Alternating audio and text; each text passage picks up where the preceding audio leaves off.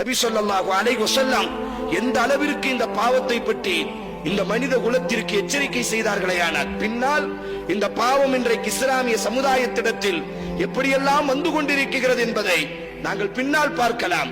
முதன்மையாக இந்த பாவம் எவ்வளவு பெரிய பாவம், அல்லாஹும் அவன் தூதரும் எந்த அளவிற்கு இந்த பாவத்தை எச்சரிக்கை செய்திருக்கிறார்கள் என்பதற்கு நபி ஸல்லல்லாஹு அலைஹி வஸல்லம் அவர்கள் கூறுகிறார்கள், ஒரு இறை நம்பிக்கையாளன் விபச்சாரம் செய்கிறான் என்று சொன்னார். ஒரு இறை நம்பிக்கையாளன் விபச்சாரம் செய்கிறான் என்று சொன்னார், அந்த நேரத்தில் அவன் இறை நம்பிக்கையாளனாகவே இருக்க மாட்டான்.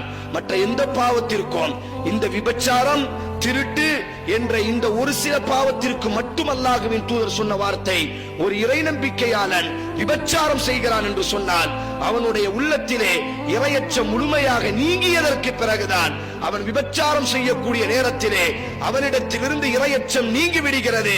காரணம், இறையச்சம் என்று ஒன்று இருந்தால், இமாம் இப்னு கையிம் ரஹிமஹுல்லாஹ் சொல்வார்கள், பாவத்திலேயே எல்லா பாவத்தையும் கொண்டு வரக்கூடிய ஒரு பாவம் இருக்குமையானால், இந்த ஹதீஸிற்கு இமாம் இப்னு கையிம் விளக்கம் கொடுக்கிறார்.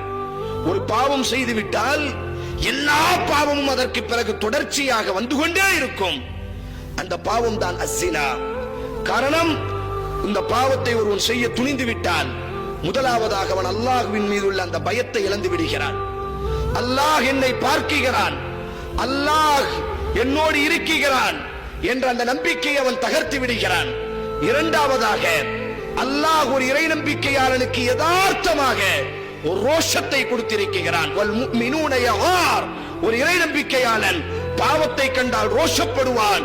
ஆனால் இந்த இறை நம்பிக்கையாளன் அந்த பாவத்தை செய்கிறான் என்று சொன்னால் அல்லாஹ் கொடுத்திருக்கக்கூடிய அந்த ஈமான் என்ற அந்த ரோஷத்தை இழந்து விடுகிறான். மூன்றாவதாக, இறை நம்பிக்கையை அவன் இழந்து விடுகிறான். காரணம், அல்லாஹ்வின் தூதர் சொன்னார், விபச்சாரம் செய்யக்கூடிய நேரத்திலே அவன் இறை நம்பிக்கையாளனாக இருக்க மாட்டான். இமாம் திர்மிதி பதிவு செய்கிறார்கள்,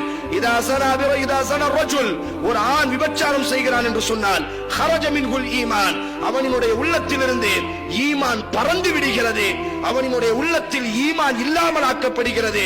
இமாம் இப்னு கையிம் சொல்கிறார், ஒருவன் விபச்சாரம் செய்கிறானேயானால் முதலாவதாக அல்லாஹ்வுடைய அச்சத்தை அவன் இழக்கிறான். இரண்டாவதாக அல்லாஹ் ஈமானுக்கு ஒரு ரோஷத்தை கொடுத்திருக்கிறான், அந்த ரோஷத்தை அவன் இழக்கிறான். மூன்றாவதாக அல்லாஹ் ஒரு இறை நம்பிக்கையை கல்விலே கொடுத்திருக்கிறான், அந்த இறை நம்பிக்கையை அவன் இழக்கிறான்.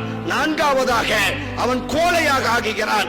ஐந்தாவதாக அவன் அல்லாஹ்விற்கு துரோகம் செய்கிறான்.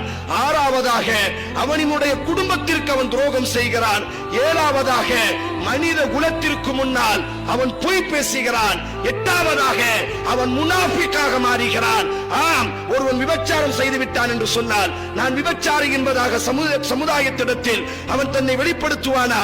இல்லை, நான் செய்யவில்லை என்பதாக அவன் மக்களுக்கு மத்தியிலே நடிக்க ஆரம்பிக்கிறான். ஒருவன் விபச்சாரம் செய்யும் பொழுது எட்டாவதாக அவன் முனாஃபிக்காக மாறிவிடுகிறான். ஒன்பதாவதாக ஒருவன் விபச்சாரம் செய்யும் பொழுது அவன், இமாம் இப்னு கையிம் ரஹிமஹுல்லாஹ் சொல்கிறார், ஒன்பதாவதாக ஒரு ஆணோ ஒரு பெண்ணோ விபச்சாரத்தினுடைய அந்த பாதையில் விழுந்து விடுகிறார்கள் என்று சொன்னால் இஸ்லாம் என்ற இந்த கண்ணியத்தை அவன் தகர்க்க ஆரம்பிக்கிறான். இஸ்லாம் என்ற இந்த உயர்ந்த கண்ணியம், ஒரு இறை நம்பிக்கையாளன் கற்பை பேணக்கூடியவனாக இருப்பான். லா இலாஹ இல்லல்லாஹ் என்ற கலிமாவை முடிந்த இந்த இஸ்லாம் என்ற இந்த உயர்ந்த கொள்கையில் தன்னை இணைத்துக் கொண்டவன் அல்லாஹ்வுடைய மார்க்கத்திற்கு கண்ணியத்தை மட்டுமே பெற்றுக் கொடுப்பவனாக இருப்பான்.